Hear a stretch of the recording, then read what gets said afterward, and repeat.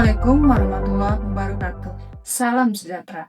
Perkenalkan, saya Panendia Purnamasari, dosen program studi S1 Teknologi Informasi Fakultas Ilmu Komputer dan Teknologi Informasi Universitas Sumatera Utara. Izinkan saya untuk mendeskripsikan pernyataan diri dosen dalam unjuk kerja Tridharma Perguruan Tinggi PDD UKT-PT pada bidang pengajaran sebagai syarat mengikuti sertifikasi dosen tahun 2025. Pada kesempatan ini akan menjelaskan mata kuliah yang saya ampu, mata kuliah kecerdasan buatan, merupakan mata kuliah wajib teori pada semester 4 dengan bobot 2 SKS, menggunakan teknik pengajaran DIA, Delivery, Interaction, dan Assessment.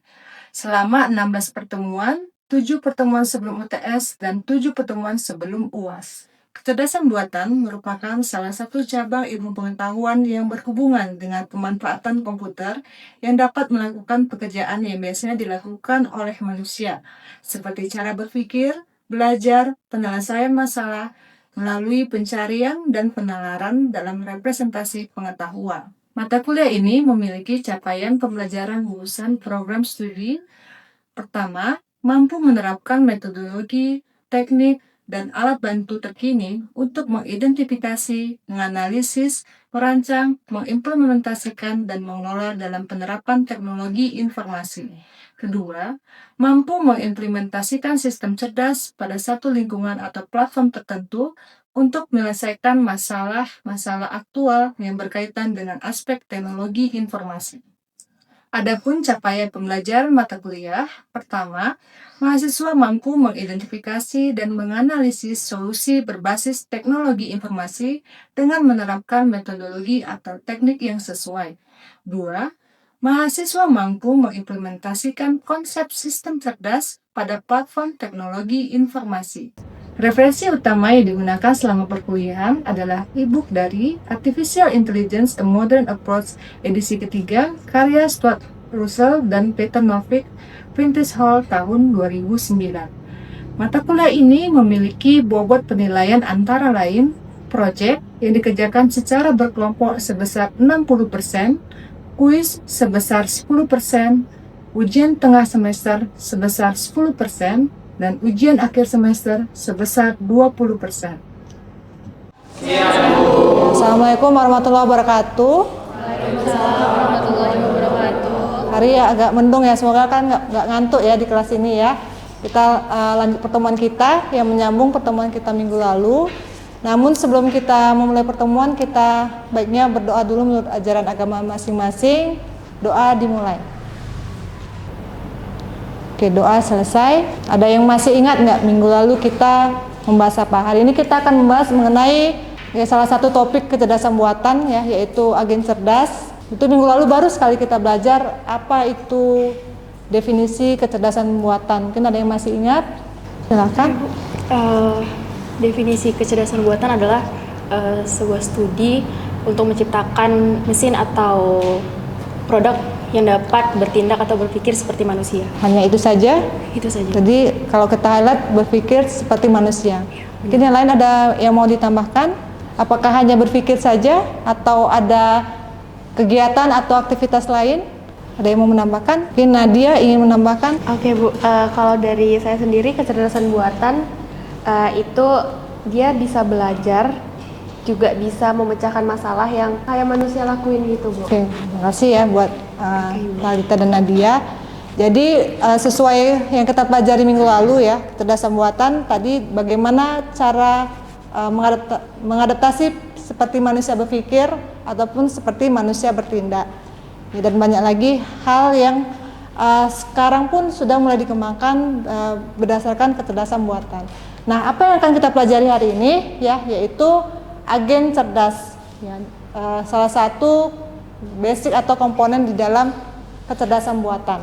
Nah, jadi pada pertemuan kita hari ini ya, capaian yang diharapkan pembelajaran hari ini itu adalah dapat menjelaskan konsep dasar agen cerdas, ya, mengidentifikasi dan membedakan jenis agen cerdas.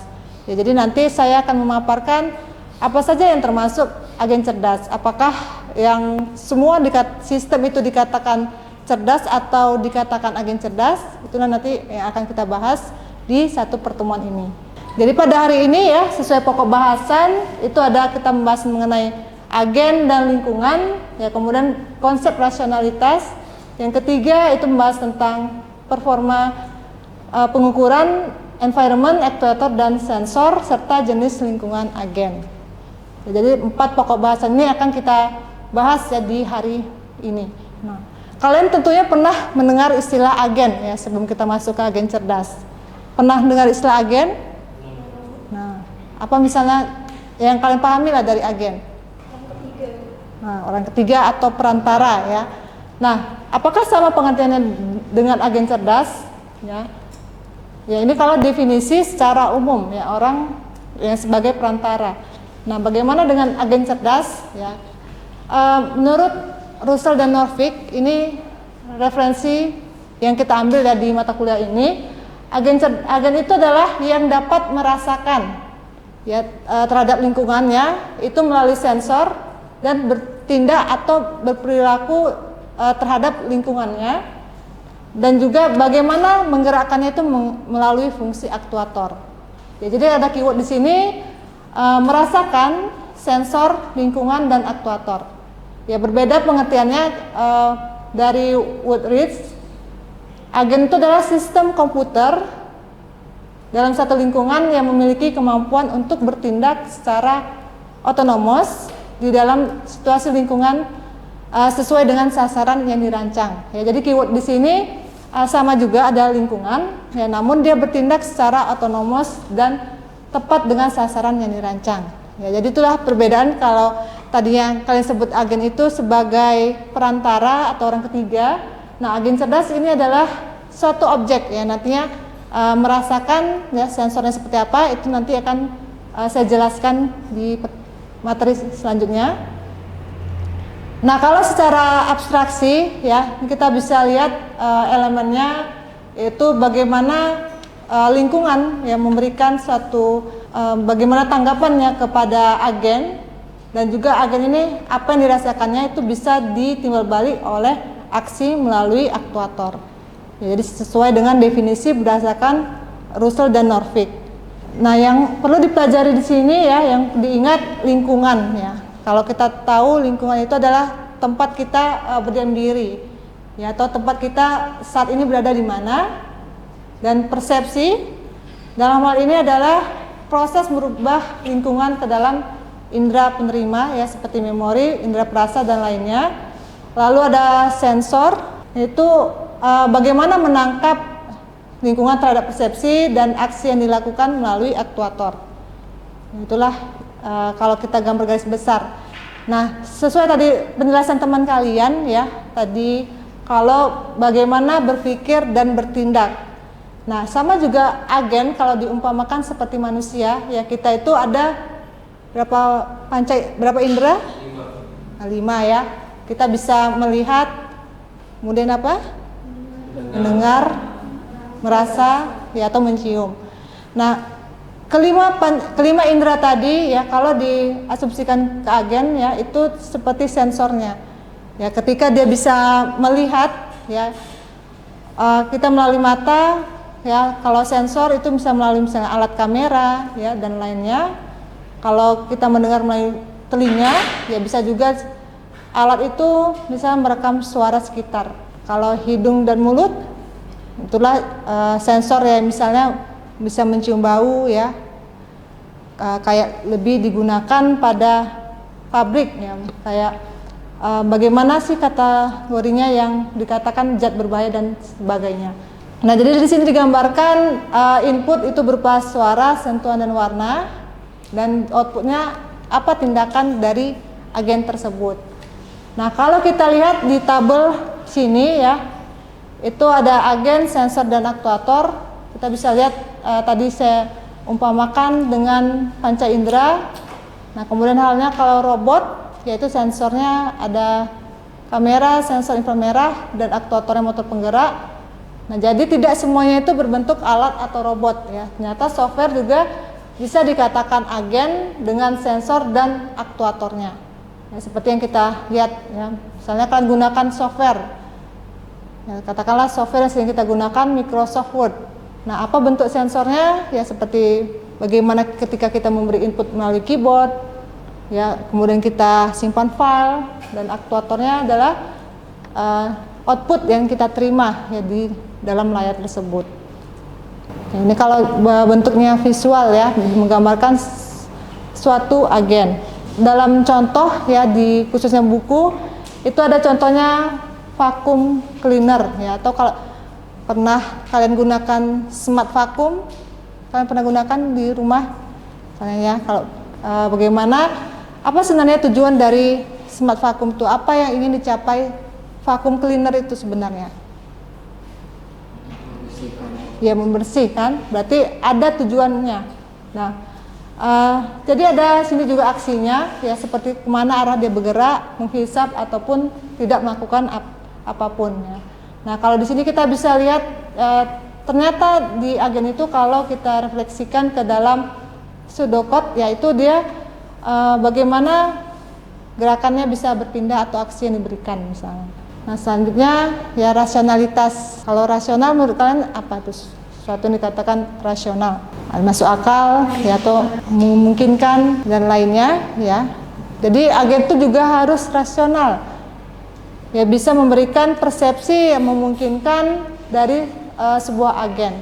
Jadi merefleksikan apa yang diharapkan mampu dilakukan atau juga dikatakan autonomous ya, bisa bergerak sendiri. Nah, tadi kita ambil contoh ya untuk smart vacuum. Nah jadi rasional dia mengerjakan sesuatu yang benar ya, apa tujuannya tadi yang disampaikan teman kalian, misalnya menghisap kotoran. Ya, lalu bagaimana performanya?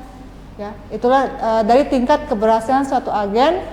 Jadi pada pengukuran ini ya ada indikatornya. Nah, misalnya kalau tadi vacuum, tingkatnya adalah seberapa bersih lingkungan yang bisa disedot dari debu misalnya. Ya, jadi ada di sini juga tujuannya.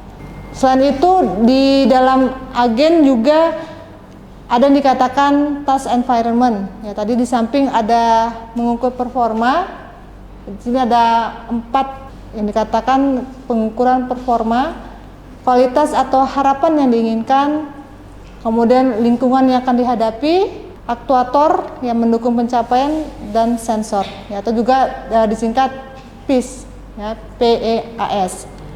Nah, kita bisa lihat contohnya. Nah di sini ada beberapa contoh yang kalian pernah dengar atau pernah kalian gunakan. Nah, bisa kita lihat di sini yang jadikan contoh, misalnya taksi driver otonom ya, yang bisa bergerak sendiri. Nah apa menjadi performanya ya, bagaimana bisa membuat satu taksi yang aman ya, cepat, nyaman, nah, atau juga apa lingkungannya, misalnya jalan ya, rambu-rambu lalu lintas, kemudian pejalan kaki, penumpang, dan untuk aktuator bisa lihat misalnya kemudi ya, rem, gas, dan klakson. Lalu sensor juga yang melengkapi kendaraan tersebut ya, yang menangkap, tadi misalnya kita menangkap citra ya ataupun lingkungan, maka diperlukan kamera. Untuk menangkap kecepatan diperlukan speedometer dan seterusnya. Nah di sini ada juga beberapa contoh ya yang bisa kita lihat ya. Nah misalnya tadi tidak hanya berupa alat ya, bisa juga berupa software. Nah sampai sini ada yang mau ditanyakan tentang PEAS deskripsi ini? Nanti kita bisa lihat lagi ya contohnya, dari kalian bisa memberikan contoh. Nah, kalian pernah melihat robot part picking atau yang biasanya kayak di manufaktur gitu ya, atau juga mungkin kalian pernah dengar mesin pemilah sampah, pernah dengar? Nah, kemarin ada tuh mahasiswa yang bertanya mesin pemilah sampah ya, kemarin yang nanya Early ya, ada Early sini? Oke. Early, kemarin kamu ada tanya ya tentang mesin pemilah sampah ya, apakah itu termasuk bagian dari kecerdasan buatan ya, dan ternyata inilah masuk di pertemuan kita hari ini ya. Jadi bisa dikatakan pemilahan yang tepat itu sebagai performa ya, kemudian environmentnya kita lihat sini bagaimana masukkan ke wadah ya, lalu untuk aktuatornya adalah lengan robot ya, dan sensornya kamera. Ini pertanyaan Early yang minggu lalu ya, yang saya bilang nanti akan kita bahas minggu depan. Sudah terjawab Early? Sudah, Ibu. Oke, terima kasih ya. Mungkin yang lain ada yang mau ditambahkan atau bertanya? Oke, kalau ada kita lanjut ya. Nah, jadi agen itu ada memiliki 6 karakteristik yang utama ya. Di luar juga ada tambahan, tapi ini yang paling utama. Ya, tadi kita udah bahas rasional, otonom, ya, reaktif, proaktif, dan fleksibel serta robust ya. Dia dapat mengembalikan ke kondisi semula. Nah, jadi inilah yang harus dimiliki oleh agen sehingga dia bisa dikatakan agen cerdas. Nah, untuk jenisnya kita bisa lihat ya, yang pertama kali adalah simple reflex. Ini masih berbasiskan aturan if then rules ya, aturan jika maka tanpa mempertimbangkan histori ya. Itulah makanya sesuai untuk kasus vacuum cleaner atau smart vacuum tadi. Nah, jadi dia hanya terbatas kepada aksi saat ini. Nah, yang kedua adalah model, yaitu lebih dikembangkan dari yang simple. Ya, dia menangani partial observable. Ya, jadi hanya melihat keadaan sekarang. Ya, jadi pada model ini itu diperlukan seperti informasi ya tertentu yang mempengaruhi agen. Ya, kita katakanlah mobil tanpa driver ya. Kalian pernah dengar? Siapa nih keluaran apa ya? Tesla ya. Nah, itu kalau pertama sekali itu misalnya diuji coba ya, ketika menghadapi rintangan atau berhadapan dengan lingkungan yang berbeda. Nah, kan bisa berbeda lingkungan yang mungkin di Eropa atau Amerika sana atau di negara maju dengan lingkungan kita misalnya. Yang kalau kita lihat lingkungan kita bisa lihat dari ketertiban lalu lintas misalnya, kemudian kejelasan rambu-rambu. Nah, itulah yang bisa jadikan pelajaran atau informasi untuk model agen tersebut. Nah, jadi di sini ada tadi kondisi action rule dan juga aksi yang akan dilakukan, yaitu untuk model. Nah, ada berapa lagi ya agen yang akan kita teruskan. Yang ketiga adalah goals. Ya, tujuannya ada, tapi pada goals ini akan menggambarkan situasi yang dituju penumpang. Nah, tadi kalau misalnya pada yang simple atau model dia bergerak ya, kemudian dua kondisi. Nah, pada goal base ini ya dia sudah mulai bertindak seandainya dia berhadapan dengan satu persimpangan, apa yang harus dilakukan misalnya. Apakah belok kiri, belok kanan, dan nah, jadi di sini kita bisa melihat goalsnya ya. Jadi ada tambahan yang berbeda ketika tadi masih di tahap yang keempat, itu adalah utility ya, performa yang baik. Nah, tadi berbeda kalau pada goals ya tujuannya dia ingin menghasilkan performa yang baik. Nah, pada utility ini berdasarkan kegunaannya. Ya, bisa saja satu kendaraan mengantarkan kita cepat tujuan, tapi ternyata tidak aman dengan caranya. Nah, dengan utility inilah bisa menangani ketidakpastian tersebut berdasarkan pengamatan. Nah, jadi yang keempat dan yang terakhir adalah initial utility, dan yang terakhir itu adalah learning based. Ya, tadi ada yang sampaikan teman kalian pembelajaran ya, bagaimana sistem bisa belajar. Ya, agen pun juga belajar. Nah, jadi pada learning based ini ada yang disebut dengan performa ya, itu pengumpulan pengetahuan, lalu kritik ya, itu memberikan feedback kepada learning tersebut. Nah, itulah dia yang disampaikan teman kalian pembelajaran. Sebenarnya apa sih yang dimaksud belajar? Ya, sama halnya kan kalau kalian belajar, apa yang kalian rasakan misalnya ketika belajar?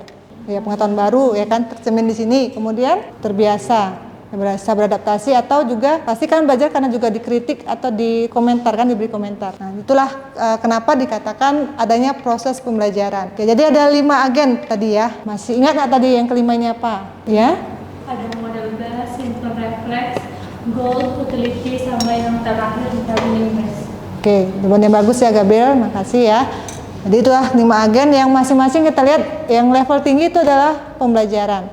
Nah ini kita lihat contohnya kan tidak hanya alat ya, tapi juga game. Pernah nggak kalian dengar game ini? Ini kalau dari textbooknya masih gunakan game poker, backgammon. Ada yang pernah dengar mungkin? Ada juga yang kayak game berbasis kartu ya, atau TTS ya, atau juga bahkan catur. Ada sini masih suka main catur? Masih suka main catur. Nah itu ada nggak strategi khusus kalau main caturnya? Siapa namanya? Lupa. Oke, Frankie ya. Frankie juara catur di kelurahan. Nah. Jadi ada strategi khusus nggak kalau misalnya main catur? Oke, kalah ya. Nah jadi sebenarnya juga di catur tuh kan kita mendeskripsikan per langkah, ya, langkah apa yang dipilih tepat nggak, dan juga nanti berhadapan sama lawan. Ya, itu nanti kalau contoh catur itu ada di pertemuan kita yang lain ya. Misalnya bagaimana mencari solusi ya dengan cara cari jalan sendiri atau dengan misalnya berhadapan dengan lawan. Ya itu ada beda-beda caranya. Itu nanti kita bahas di pertemuan minggu depan tuh mulai dibahas ya kita bagaimana mempelajari algoritma searching, yaitu juga ada beberapa jenisnya untuk beda-beda kasus. Sampai sini ada yang mau ditanyakan? Kamu lah, Keisha ya. Masalah saya namanya. Ada yang mau ditanyakan Keisha? Saya mau tanya, apakah suatu entitas itu harus punya IIAS tadi untuk dikatakan sebagai agent kecerdasan buatan? Oke, terima kasih ya. Suatu entitas agen ya. Tadi kalau kita lihat, masih ingat ya apa tuh PS tadi? Indonesia, environment, actuator, sama sensor. Oke. Nah, kita kembali ke slide sebelumnya ya. Oke, nah di sini ya. Jadi dalam lingkungan agen itu ya sewajarnya dia memiliki 4 elemen ini. Ya, karena tujuan agen itu dibangun kan ingin mencapai satu tujuan. Ya, tujuan tentunya dengan performa yang baik. Ya, lalu kembali lagi ke konsep kecerdasan buatan, bagaimana tadi yang disampaikan teman kalian juga bisa beradaptasi. Ya, itulah adanya pengaruh lingkungan, dan lalu apa yang bisa diberikan tindakannya ya melalui aktuator dan sensor. Jadi sewajarnya 4 ini harus ada dalam satu agen cerdas, gitu Keisha ya. Ada lagi tambahan? Oke, ini nggak ada pertanyaan lagi. Biar saya yang bertanya nih ntar lagi. Ya silakan. Maksud dari otonomous itu apa? Oke. Tadi otonomous ya, kita lihat kalau otonomous bisa bergerak sendiri ya. Nah maksudnya bergerak sendiri ini dia sebenarnya juga mempelajari pola ya, di mana yang dia dikatakan saatnya dia harus bergerak atau berhenti. Jadi walaupun bergerak sendiri tetap ada yang mengontrol pergerakannya itu. Inilah tadi di penjelasan agen yang bersifat rasional. Oke, di kelas tadi ini sudah lakukan presensi di kelas USU. Tadi ada gangguan yang mungkin sekarang sudah bisa diakses ya untuk presensi kita hari ini. Oke Ibu. Oke, silakan diakses. Baiklah, kalau saya tambahkan ya untuk pertanyaan. Nah sekarang tadi kan kita udah lihat ya beberapa contoh dari nih deskripsi PS dengan agen ya. Nah kalian bisa lihat. Nah sekarang sebelum kita menutup pertemuan kita hari ini ya, coba dari kalian cari satu agen cerdas ya di luar yang saya sampaikan ini. Dan silakan diskusilah ke teman dekatnya sebangkunya sebelahnya ya, diskusi. Contoh agen cerdas selain yang saya tampilkan ini. Oke, nanti kalau sudah siap ya kita akan diskusikan ya. Oke ya, ada yang bisa tadi? Ya, silakan. Beda-beda mungkin salah satu contoh agennya kayak Siri yang ada di HP kita. Jadi untuk performance-nya bagaimana Siri ini bisa menjawab pertanyaan yang saya berikan. Terus environment-nya itu ada HP, terus ada jaringan internet, terus ada output teks saya yang saya berikan. Itu untuk yang lingkungannya ya? Iya. Kalau untuk yang aktuator? Hasilnya hasil dari output saya, kayak teksnya atau dia kasih output suara untuk jawaban dari pertanyaan saya. Terus sensornya output suara saya, input suara saya sama input teks saya. Oke, sensor juga bisa kayak mikrofon ya. Nah, itu dari Gabriel ya, Siri yang juga kita gunakan lah. Ada lagi contoh yang lain? Satu lagi lah perwakilan, ya. Kalau dari saya mungkin itu ada smart home atau smart house, itu yang mana dia environmentnya itu dia bisa berupa ruangan, kemudian aktuatornya itu dia bisa berupa pemanas atau pendingin ruangan seperti AC, dan sensornya itu dia berupa sensor suhu di dalam suatu ruangan itu, Bu. Jadi dia otomatis mengendalikan suhu sesuai kenyamanan di suatu ruangan gitu. Oke, jadi termonya ya, itu contoh juga dari teman kita ya, yang juga sering digunakan ya, dan banyak lagi contoh agen cerdas lainnya ya. Tadi kayak ada perangkat. Kalau software ada nggak bisa ngasih contoh software? Oke, misalnya chatbot lah misalnya. Mungkin Deza. Kayak tipe chatbot gitu, Bu. Misalnya kayak konteks edukasian, Bu. Jadi si chatbot Itu apa sebagai apa dia? PM-nya? PM-nya mungkin ke kesehatan, Bu, sama Q&A gitu, Bu. Oke. Untuk environment-nya mungkin bisa di sekolah ataupun bisa di lingkungan pendidikan. Untuk aktuatornya juga, Bu, bisa untuk murid, Bu, ataupun tenaga edukasi. Dan sensornya mungkin karena dia software, Bu, paling ya sekitar smartphone ataupun laptop gitu. Oke, ya itu chatbot ya, yang biasa kita gunakan juga ya. Nah, itulah tadi ada contoh seperti hardware ya, perangkat yang digunakan juga softwarenya. Nah, jadi itulah tadi keempat elemen ya yang harus ada itu untuk mencirikan dia itu suatu agen cerdas. Kemudian juga ini kita ya, jadi nanti untuk sedetailnya agen cerdas itu nanti saya akan memberikan kalian tugas ya di akhir. Jadi nanti saya di akhir slide akan saya jelaskan ya, sebelum kita menutup pertemuan setidaknya apalah yang bisa kalian simpulkan dari pertemuan kita hari ini. Tadi kan kita udah bahas tentang agen itu apa, ya, ciri agen cerdas, nasionalitas, dan tadi yang terakhir PS ya. Mungkin dari kalian perwakilan lah satu orang yang menyimpulkan pertemuan kita hari ini. Ya, silahkan. Tadi kan kita membahas soal konsep dari agen yang nasional.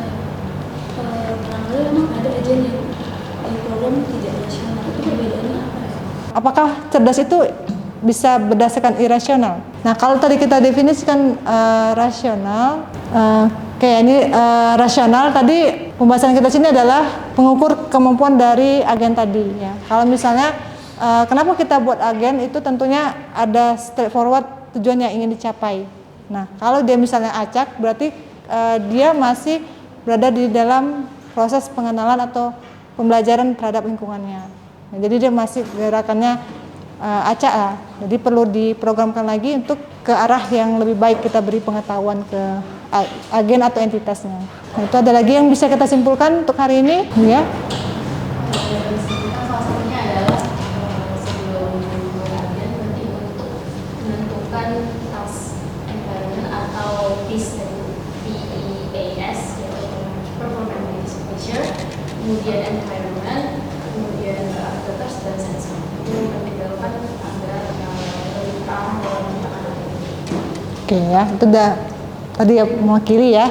Makasih Talita. Untuk yang lain juga nanti bisa dibaca lagi slide-nya ya. Nah, tadi saya udah sampaikan tugas nih ya. Oke, nah tadi kita udah ada contoh tadi ya yang dikatakan agen cerdas. Nah, namun di tugas ini silakan kalian eksplorasi lagi ya, elaborasi lagi tentang agen cerdas yang dimaksud. Ya, bisa lakukan analisis atau melakukan simulasi. Jadi pilih skenario. Tadi kalau mau ngambil contoh Siri, ya dia ingin diimplementkan ke dalam lingkungan seperti apa. Jadi di sini ada deskripsi tugas, ya kemudian tahapan tugas ya yang kalian kerjakan nanti itu dikerjakan secara individu, ya, dan dikumpulkan melalui kelas USU sesuai waktu yang saya berikan. 1 minggu cukup lah ya. Jadi sebelum kita masuk kelas siang ini, ya paginya dikumpulkan dulu tugasnya untuk kita bahas minggu depan. Itu saja. Ada pertanyaan untuk tugas? Nanti silakan kalian upload kelas USU ya. Sudah saya buat ruang untuk kalian menguploadnya. Jadi kan karena masing-masing kan beragam juga nanti kalian buat skenario nya, nanti kita diskusikan minggu depan. Tadi presensi udah diisi semua ya? Oke.